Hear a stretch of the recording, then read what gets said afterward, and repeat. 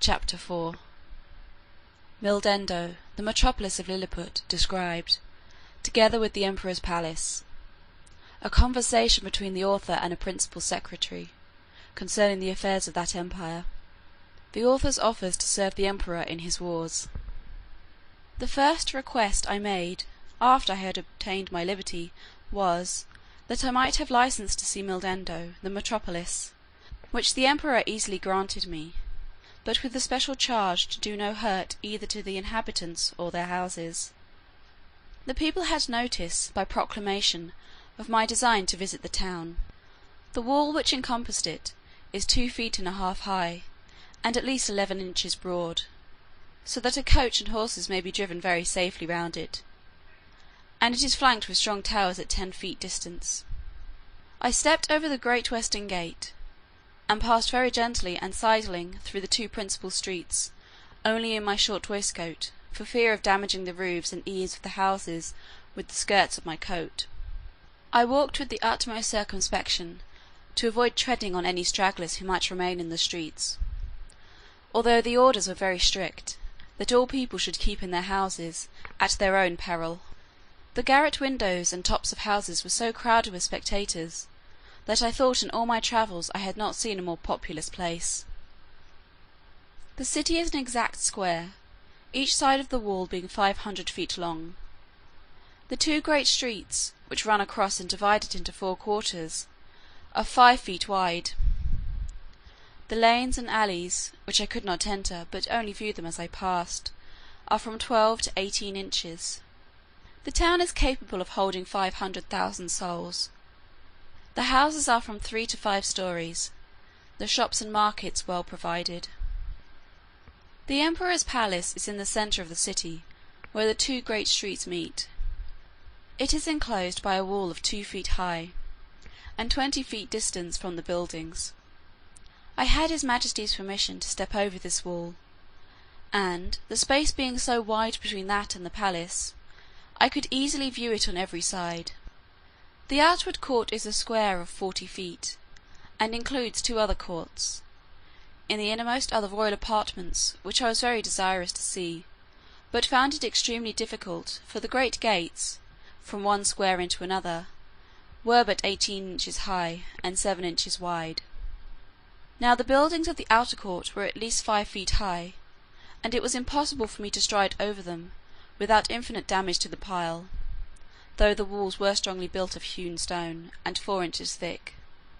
At the same time the Emperor had a great desire that I should see the magnificence of his palace, but this I was not able to do till 3 days after, which I spent in cutting down with my knife some of the largest trees in the royal park, about 100 yards distant from the city.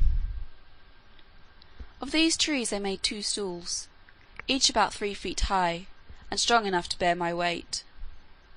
The people having received notice a second time, I went again through the city to the palace, with my 2 stools in my hands. When I came to the side of the outer court, I stood upon one stool, and took the other in my hand. This I lifted over the roof, and gently set it down on the space between the first and second court, which was 8 feet wide. I then stepped over the building, very conveniently, from one stool to the other, and drew up the first after me with a hooked stick. By this contrivance I got to the innermost court, and lying down upon my side, I applied my face to the window of the middle stories, which were left open on purpose, and discovered the most splendid apartments that can be imagined. There I saw the empress and the young princes, in their several lodgings, with their chief attendants about them. Her imperial majesty was pleased to smile very graciously upon me, and gave me out of the window her hand to kiss. But I shall not anticipate the reader with further descriptions of this kind, because I reserve them for a greater work, which is now almost ready for the press, containing a general description of this empire, from its first erection, through a long series of princes, with a particular account of their wars and politics, laws, learning, and religion, their plants and animals, their peculiar manners and customs, with other matters very curious and useful. My chief design, at present, being only to relate such events and transactions as happened to the public or to myself during a residence of about 9 months in that empire. One morning, about a fortnight after I had obtained my liberty, Reldresal, principal secretary, as they style him, for private affairs, came to my house attended only by one servant. He ordered his coach to wait at a distance, and desired I would give him an hour's audience, which I readily consented to, on account of his quality and personal merits, as well as of the many good offices he had done me during my solicitations at court.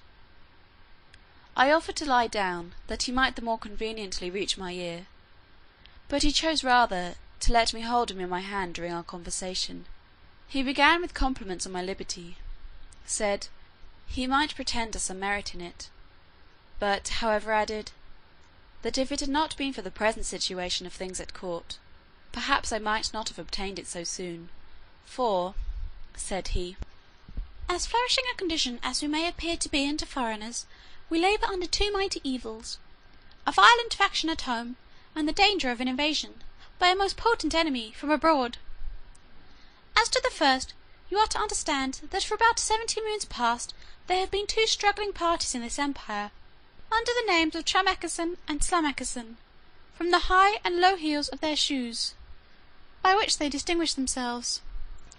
It is alleged, indeed, that the high heels are most agreeable to our ancient constitution, but, however this be, his Majesty has determined to make use of only low heels in the administration of the government, and all offices in the gift of the crown, as you cannot but observe, and particularly that his Majesty's imperial heels are lower at least by a drur than any of his court.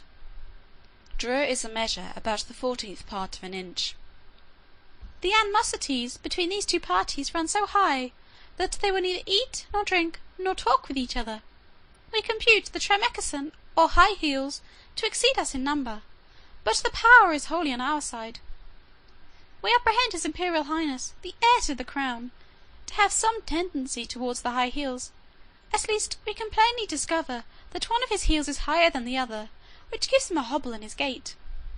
Now, in the midst of these intense disquiets, we are threatened with an invasion from the island of Blefuscu, which is the other great empire of the universe, almost as large and powerful as that of his Majesty. For as to what we have heard you affirm, that there are other kingdoms and states in the world inhabited by human creatures as large as yourself, our philosophers are in much doubt, and would rather conjecture that you dropped from the moon, or one of the stars, because it is certain that 100 mortals of your bulk would in a short time destroy all the fruits and cattle of his Majesty's dominions. Besides, our histories of 6,000 moons make no mention of any other regions than the two great empires of Lilliput and Blefusca, which two mighty powers have, as I was going to tell you, been engaged in a most obstinate war for 36 moons past. It began upon the following occasion. It is allowed on all hands that the primitive way of breaking eggs, before we eat them, was upon the larger end, but his present Majesty's grandfather, while he was a boy, going to eat an egg, and breaking it according to the ancient practice, happened to cut one of his fingers. Whereupon the emperor, his father, published an edict, commanding all his subjects, upon great penalties, to break the smaller end of their eggs. The people so highly resented this law, that our histories tell us there have been 6 rebellions raised on that account, wherein one emperor lost his life, and another his crown. These civil commotions were constantly fomented by the monarchs of Blefuscu, and when they were quelled, the exiles always fled for refuge to that empire. It is computed that 11,000 persons have at several times suffered death, rather than submit to break their eggs at the smaller end. Many hundred large volumes have been published upon this controversy, but the books of the big Indians have been long forbidden, and the whole party rendered incapable by law of holding employments. During the course of these troubles the emperors of Blefuscu did frequently expostulate by their ambassadors, accusing us of making a schism in religion, by offending against a fundamental doctrine of our great prophet Lustrog, in the 54th chapter of the Blunderkral, which is their Alcoran.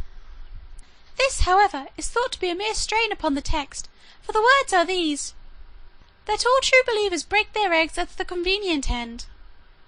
And which is the convenient end? seems, in my humble opinion, to be left to every man's conscience, or at least in the power of the chief magistrate to determine. Now, the Burgundian exiles have found so much credit in the Emperor Blefuscu's court, and so much private assistance and encouragement from their party here at home, that a bloody war has been carried on between the two empires for 36 moons, with various success, during which time we have lost 40 capital ships, and a much greater number of smaller vessels, together with 30,000 of our best seamen and soldiers, and the damage received by the enemy is reckoned to be somewhat greater than ours. However, they have now equipped a numerous fleet, and are just preparing to make a descent upon us, and his Imperial Majesty, placing great confidence in your valour and strength, has commanded me to lay this account of his affairs before you. I desired the secretary to present my humble duty to the emperor, and to let him know that I thought it would not become me, who was a foreigner, to interfere with parties, but I was ready, with the hazard of my life, to defend his person and state against all invaders. Chapter 4 Part 1